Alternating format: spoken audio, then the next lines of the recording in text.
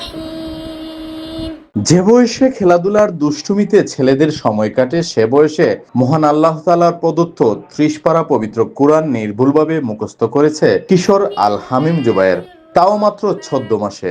যে বয়সে খেলাধুলার দুষ্টুমিতে ছেলেদের সময় কাটে সেই বয়সে আল্লাহ তাআলার প্রদত্ত ৩০ পারা পবিত্র কুরআন নির্ভুলভাবে মুখস্থ করেছে ১০ বছরের কিশোর আল হামিম জুবায়ের, তাও মাত্র ১৪ মাসে। এমন সাফল্য অবাক করেছে শিক্ষক ও অভিভাবকদের।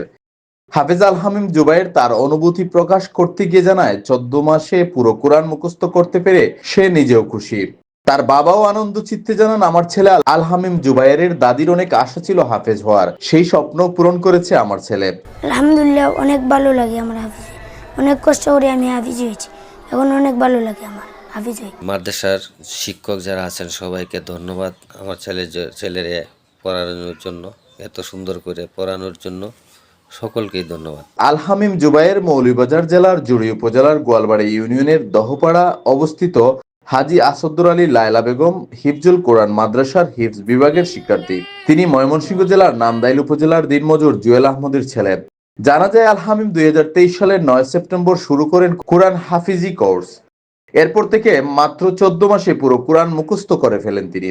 এত অল্প দিনে কোরআন শরীফ হেফজ করায় বিস্ময় প্রকাশ করেছেন আল হামিম জুবায়েরের শিক্ষকরা জানান, সবাই যখন বিকেলে খেলাধুলা করতেন তখন রুমে বসেই পড়তেন আল হামিম। প্রথমে ২-৩ পৃষ্ঠা থেকে সবক দেওয়া শুরু করেন, এরপর কখনো ৫ পৃষ্ঠা আবার কখনো ১০ পৃষ্ঠা করে সবক দিতেন। সেই মাদ্রাসা বন্ধ থাকাকালীন সময়েও মাদ্রাসায় উপস্থিত থেকে আমাদেরকে সবক শুনিয়েছে আলহামদুলিল্লাহ। মাদ্রাসার প্রিন্সিপাল হাফেজ আব্দুল কাদির নান্দাইলি জানান, আল্লাহ পাক কবুল করেছেন বলেই মাত্র ১৪ মাসে পবিত্র কোরআন মুখস্থ করতে পেরেছে আল হামিম জুবায়ের। এত অল্প সময়ে কোরআন মুখস্থ করার বিষয়টি সাধারণ কোনো বিষয় নয়, এটি মাদ্রাসার জন্য অনেক গর্বের। অনেক সময় মাদ্রাসা বন্ধ থাকাকালীন সময়েও সে লেখাপড়া বন্ধ করেনি এবং প্রতিদিনেই মাদ্রাসা খোলা অবস্থায় যেভাবে সে পড়া দিয়েছে, বন্ধ থাকা অবস্থায়ও সে তার পড়াগুলো সম্পূর্ণ ক্লিয়ার মতো দিয়েছে, যার কারণে দেখা যায় খুব স্বল্প সময়ে সে ভালো একটা অবস্থানে পৌঁছছে।